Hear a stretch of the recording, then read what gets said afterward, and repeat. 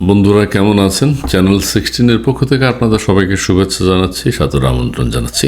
ত্রাণ মন্ত্রণালয়ের সাবেক সচিবের বাসা থেকে বিপুল পরিমাণ দেশি বিদেশি মুদ্রা উদ্ধার।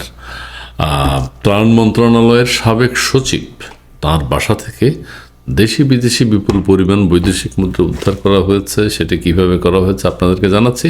এটি এসছে দৈনিক মানবজমিন সহ সকল পত্রিকায় এসছে। আমি মানবজমিন থেকে পড়ে শোনাচ্ছি। দুর্যোগ ব্যবস্থাপনা ও ত্রাণ মন্ত্রণালয়ের সাবেক সিনিয়র সচিব মোহাম্মদ শাহ কামালের মোহাম্মদপুরের বাসা থেকে বিপুল পরিমাণ দেশি বিদেশি মুদ্রা উদ্ধার করেছে ঢাকা মেট্রোপলিটন পুলিশ। এই দুর্নীতির সাথে যারা জড়িত বলা হচ্ছে যে অনেক সচিব বহু অর্থের মালিক হয়েছেন। সেই প্রেক্ষিতে সেখানে গোয়েন্দা তৎপরতা চলেছে এবং ত্রাণ মন্ত্রণালয়ের সাবেক সিনিয়র সচিবের বাসা থেকে এই অর্থ উদ্ধার করেছে ঢাকা মেট্রোপলিটন পুলিশ। ডিএমপির media and public relations department জানিয়েছে শুক্রবার সন্ধ্যায় অভিযান চালিয়ে শাহ কামালের রাজধানীর মোহাম্মদপুরের বাবর রোডের এফ ব্লকের 929/2 ও 3 নম্বর বাড়ি থেকে এইসব অর্থ উদ্ধার করা হয়েছে। এর মধ্যে রয়েছে 3,10,10,166 বাংলাদেশি টাকা, 74,400 টাকা মূল্যের প্রাইজ বন্ড, এছাড়াও 10,03,306 বিদেশি মুদ্রা উদ্ধার করা হয়েছে। এইসব বিদেশি মুদ্রার মধ্যে আবার ভাগ আছে 3,000 হচ্ছে ডলার, ইউএস ডলার, 1,300 হচ্ছে 1,320 মালয়েশিয়ান রিঙ্গিত, 2,969 সৌদি রিয়েল,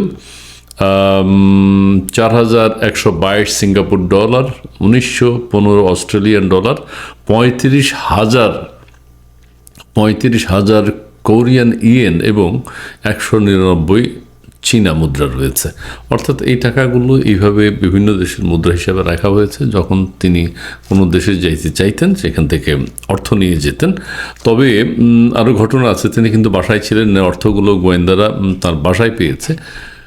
বিষয়টি নিশ্চিত করে ত্রাণ মন্ত্রণালয়ের সচিব থাকাকালে তিনি কিন্তু বহু টাকা বিভিন্নভাবে দেন দরবার বদলি করে ইনকাম করেছেন, সেগুলি ধরা পড়েছে। বিষয়টি নিশ্চিত করে ঢাকা মেট্রোপলিটন পুলিশের অতিরিক্ত উপকমিশনার ওবায়দুর রহমান।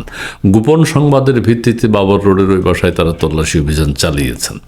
অর্থাৎ এই ধরনের অর্থ উদ্ধার করতে হলে আরও যদি বিভিন্ন বাসায় তল্লাশি অভিযান চালানো হয়, তাদের ব্যাংক হিসাব যদি চেক করা হয়, তাহলে কিন্তু প্রচুর অর্থের সন্ধান পাওয়া যাবে। শুধুমাত্র রাজনীতিবিদরাই না, শুধুমাত্র ব্যবসায়ীরাই না, প্রশাসনেরও অনেক মানুষ, অনেক কর্মকর্তা এই অর্থ পাচার এবং বিপুল পরিমাণ অর্থের মালিক হয়েছেন এবং মালিক রয়েছেন। তাদেরকেও খুঁজে বের করার প্রয়োজন রয়েছে বলে বিশেষজ্ঞরা মনে করেন। ধন্যবাদ।